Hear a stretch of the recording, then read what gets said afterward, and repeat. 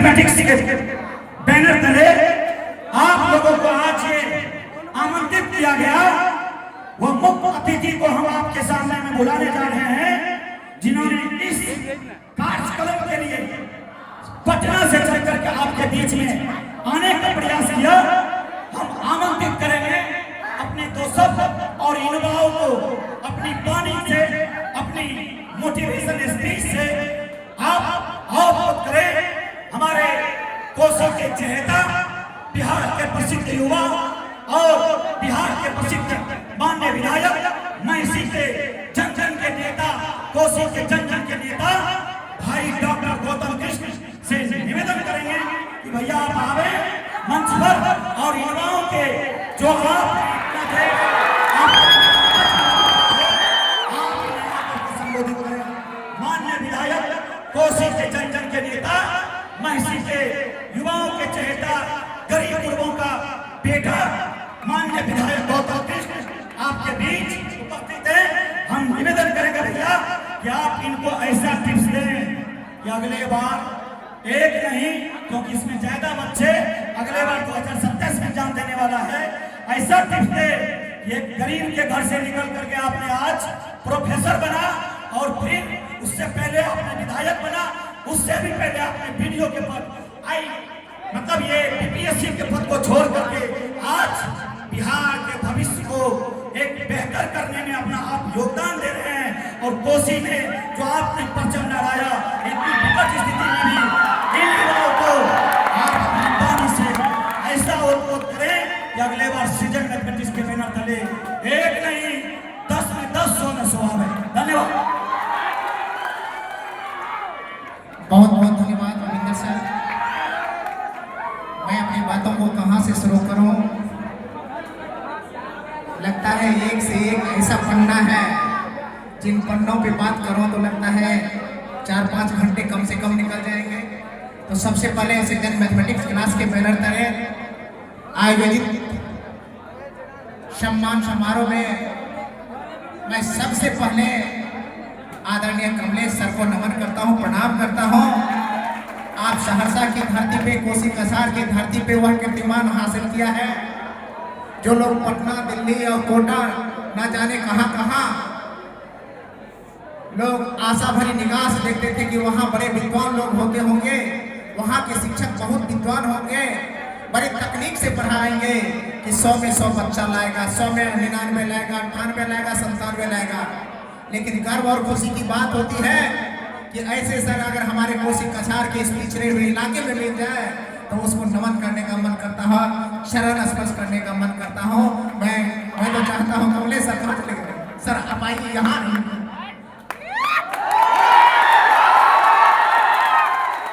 इसलिए दिल से ऐसे भाई को, ऐसे गुरु को दिल से गला लगाना चाहता हूँ जिन्होंने ऐसे स्टूडेंट को दिया है जो 100 में 100 लाया है। दूसरी बात, मैं उस पिता को के प्रति अपना सम्मान व्यक्त करता हूँ।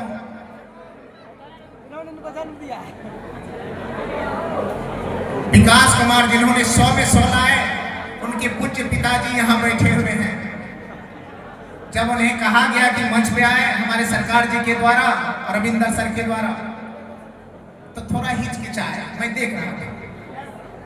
फिर धीमे कदमों से वो मंच तक आए और वेशभूषा, पहनावा ओढ़ावा और देखने से आपको लगा होगा कि मेहनत का इंसान है, किसानी करके अपने बच्चे को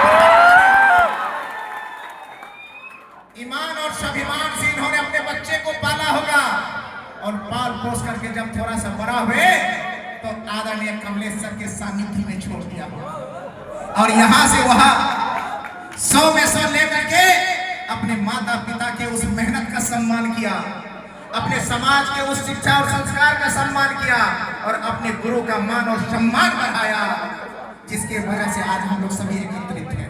तो मैं ऐसे पिता को मैं चरण स्पर्श करता हूँ और यह बात भी साबित हो जाती है कि जब कोई बच्चा यह कहता है कि मैं गरीब बाप का बेटा हूँ, मैं बहुत बड़ा तैयारी कैसे कर सकता हूँ, अच्छी पढ़ाई कैसे कर सकता हूँ, बेहतर सफलता के लिए फलना फलना अन्य चीजों की आवश्यकता है, मैं कहता हूँ ऐसे पिता को भी देख करके एक बार नमन कीजिए, जिसको देखने से ही लगता होगा कोई बहुत बड़े आदमी नहीं है, मेहनत करने वाला एक साधारण व्यक्ति है, जिसका बेटा ने बिहार में परचम लहराया है और कमलेश सर के नेतृत्व में। ऐसे पिता को प्रणाम करता हूँ, नमन करता हूँ। और विकास जी को भी मैं चाहता हूँ मंच पे ही आ जाए। विकास है, आपका सम्मान करेंगे सर विधिवत रूप से, लेकिन मैं चाहता हूँ आप भी मंच पे आइए, क्योंकि आपका सम्मान उस रूप में होना ही चाहिए। आप इसके हकदार हैं। एक बार जोरदार इसके लिए ताली बजाइए। मुझे बहुत खुशी, एक माला दीजिए सर मुझे, मैं पहनाना चाहता हूँ, बहुत खुशी हो रही है मुझे। विकास बाबू,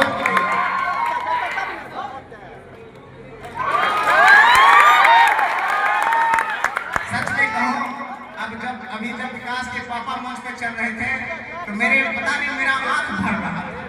हो सकता है लोग ऐसे वैसे बोलता है, लेकिन मेरा आंख भर रहा था।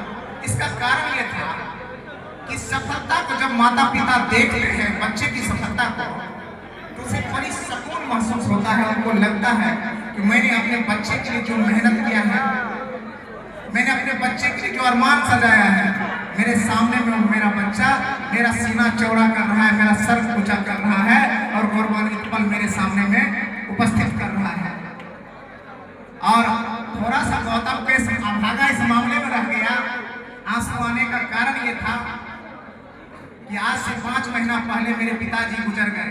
मुझे भी बड़ी तमन्ना थी, सच बात कहूँ तो मुझे भी बहुत तमन्ना थी कि 2 बार मैं चुनाव हार गया था, बड़े जिल्लत में जिंदगी जी रहा था और इतना मेहनत जरूर कर रहा था कि लग रहा था कि इस बार सफलता मिलेगी तो सर्टिफिकेट जो मिलेगा वो सर्टिफिकेट लेकर के अपने पिता के चरणों के सामने में रख दूंगा, कहूँगा पापा आपने सपना देखा था, आपका बेटा पूरा किया। लेकिन मैं अभागा रह गया, इस मामले में मैं अभागा रह गया कि मेरी सफलता आने से पहले मेरे पिताजी इस दुनिया को छोड़ करके चले गए। तो मैं आप सभी बच्चों को और बच्चों को कहना चाहता हूं, अगर कभी आपको अपने माता पिता से थोड़ा भी प्रेम हो, अपने गुरु से थोड़ा भी प्रेम हो, तो कम से कम आपके सामने में यह अवसर आए और अपने माता और पिता को वह सर्टिफिकेट ला करके, वह रिजल्ट ला करके दे दे कि पापा देखिए आपने मुझे बड़े अरमान से पढ़ाया है, देखिए पापा मैंने उस सफलता को अर्जित किया है। ऐसा सौभाग्यशाली क्षण उन बच्चों को मैं चाहता हूं अपने माता पिता के सामने मिलाए। इससे बड़ा आपका और कुछ नहीं हो सकता है। आप पिता को क्या दे दीजिएगा, माता को क्या दे दीजिएगा। आप एक बार कल्पना कीजिए, जो माँ 5 साल आपको 9 महीना गर्भ में पाली है, जो माँ आपको 9 महीना गर्भ में पाली है, जो लगभग 5-7 साल तक अपने स्तन से दूध पिला करके आपको सींची है और 9 साल तक आपको हाथ से मुंह में खाना खिलाई है, 15 साल 17 साल 18 साल की उम्र तक आपका देखभाल की है कि आपके तन पे कपड़ा है कि नहीं, आपके बस्ते में किताब है कि नहीं, आप किस स्कूल में जाते हैं, कहाँ जाते हैं, क्या खाते हैं, कहाँ रहते हैं। उस पिता को आप क्या दे दीजिएगा? उस पिता को आप कुछ नहीं दे सकते हैं, उस माता को कुछ नहीं दे सकते हैं, सिवाय इस चीज का कि आप अपनी सफलता से, अपने शिक्षा और संस्कार से, अपनी मर्यादा से उस माता को, पिता को एक बार गौरवान्वित होने का अवसर दे दीजिए।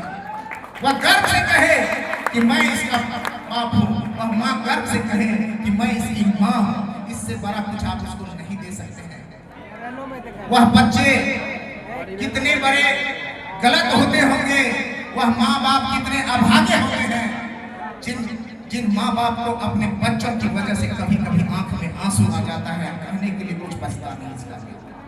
आप सोचिएगा, आप सहरसा आए हैं, पैरों की बंदिशें थोड़ी टूट गई है, थोड़ी स्वतंत्रता मिल गई है, हाथ में मोबाइल आ गया है, पढ़ने बोलने के लिए जुबान आ गया है, और थोड़े से जेब में माता पिता ने जो दिया है मेहनत और मजदूरी से वह पैसे भी आ गए हैं। बस कभी कभी हम लोग अपने माता पिता के शिक्षा और संस्कार को, अपने घर की मर्यादा को और अपने माता पिता के अरमानों को लात मार देते हैं, ठोकर मार देते हैं और वह कदम भी उठा लेते हैं जो कदम की कभी आशा भी नहीं। बस इतना ही मैं कहूँगा। आपको यह बात मैं पहली बार नहीं कह रहा हूँ, सेकंड क्लास से इससे पहले भी इस कैंपस में लगा था। मैंने आप सभी के सामने वादा किया था, जेके सर थे, कमलेश सर थे, आरके सर थे, सुभाष सर थे, सबके सामने मैंने भैया तरह की बातें हम लोगों ने किया था कि ईश्वर ने साथ दिया तो गौतम कृष्ण अगली बार जब आएगा तो भव्य कार्यक्रम होगा और विधायक बन के आएगा। ये मैंने आपसे वादा किया था। कुछ नहीं, इसमें से जो बच्चे वहां होंगे वो लोग जानते होंगे। मैंने तो अपना वादा पूरा किया कि आपके सामने में एक सफलता नहीं 2 सफलता लेकर के मैं पहुंचा हूं 1 साल के अंदर। लेकिन मेरे भाई, मेरी बहन और जो युवा साथी इसमें सुन रहे होंगे, मैं उनसे पूछता हूँ, यह अपने मुंह मियाँ मिट्टी बनने वाली बात नहीं है कि मैं अपने से अपनी बड़ाई कर रहा हूँ। बस इतना ही याद दिलाता हूँ आपको कि जब भी आपके अंदर कोई भी वचन हो जाए, कोई भी प्रतिज्ञा हो जाए, कोई भी अवसर हो, तो उसका सदुपयोग कीजिए और कभी उस पर अफसोस न होना चाहिए। पिछले बार मैं कहा था कि 1 साल के बाद अब सब कुछ अच्छा रहा तो मैं विधायक में मेहनत कर रहा हूँ, विधायक बन जाऊंगा। बीच में हुआ कि अब प्रोफेसर बनने का मौका मिल गया, प्रोफेसर बनेगा। मैं कॉमर्स कॉलेज में आज से 2 महीना पहले ज्वाइन किया हूँ। आप लोग अगर सोशल मीडिया देख रहे होंगे तो देखे होंगे। तो मैं बस आप लोगों से भी यही कहता हूँ, अगर सफलता नहीं मिले तो कोई बात नहीं, लेकिन आपकी वजह से आपके माता पिता के आंखों में अगर आंसू आ जाए तो सोचिए आपसे गंदा बच्चा, आपसे गलत और क्या हो सकता है एक माँ बाप के लिए। तो आप लोग भी वचन दीजिए, भले आप हाथ उठाइए, हाँ मिलाइए ना मिलाइए, 2-3 वचन तो मैं चाहता हूँ। एक, अपनी जिंदगी में कभी नशा मत कीजिएगा। ये लगता है मैं पिछले बार भी बोला था, अगर मेरी बात अच्छी लग रही हो तो मानिएगा, अपनी जिंदगी में कभी नशा मत कीजिएगा। एक छोटा सा गुटखा और पान सुपारी भी मत खाइएगा।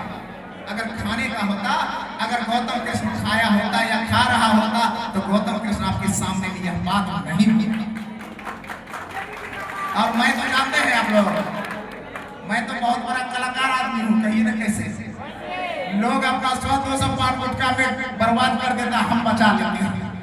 हम खाते ही नहीं तो मेरा बच जाता है, जो लोग खाते हैं उसका बर्बाद हो जाता है। मैं चाहता हूँ आप लोग भी अपना 2-400 रुपया पान गुटखा वाला बचा लीजिए, माता पिता को आसानी होगी। उसमें भी लोग कॉरेक्स और सूखा नशा क्या करता है, सोचिए वह कैसा दुर्दिन है। वह माता पिता कितना अपने आप पे रोता होगा जिसके बच्चे नशे करते हैं, जिसका बच्चा नशा में जो चीज नहीं भी करना चाहिए वो भी करता है। यह वचन मुझे आप लोगों से चाहिए कि आप अपनी पूरी जिंदगी नशा नहीं कीजिएगा। अगर जिसके वचन में दम हो, जिसके जुबान में दम हो, जिसके ईमान में दम हो, जिसके पास स्वाभिमान हो कि मैंने वचन दिया तो वचन टल नहीं सकता है। सिर्फ वही व्यक्ति हाथ उठाइएगा, आज के बाद नशा नहीं कीजिएगा। जिसके पास दम होगा वही उठाइएगा।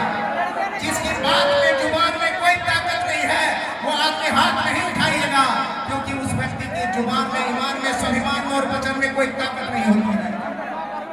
सर मुझे भरोसा हो रहा है कि इसमें से अधिकांश 2-4 आदमी बीच वाले छोड़ दिए हैं, बीच वाले नहीं उठाए, बीच वाले नहीं उठाए हैं, देख रहे हैं इधर वाले सर सब उठा लिए इधर वाले।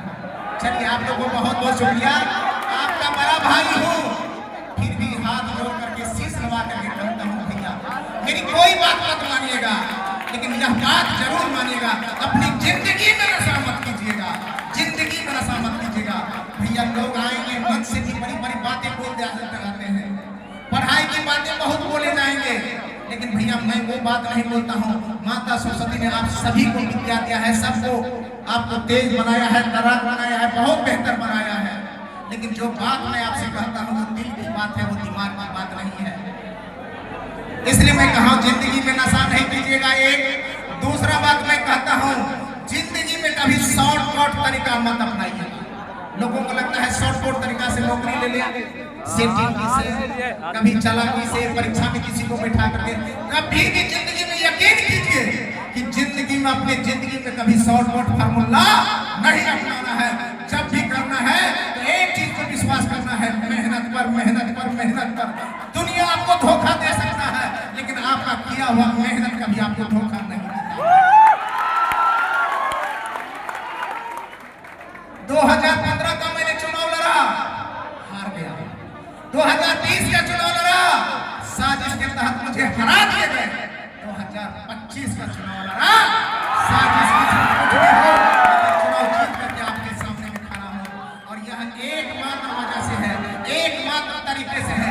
मेहनत मेहनत मेहनत मेहनत मेहनत के अलावा कुछ नहीं।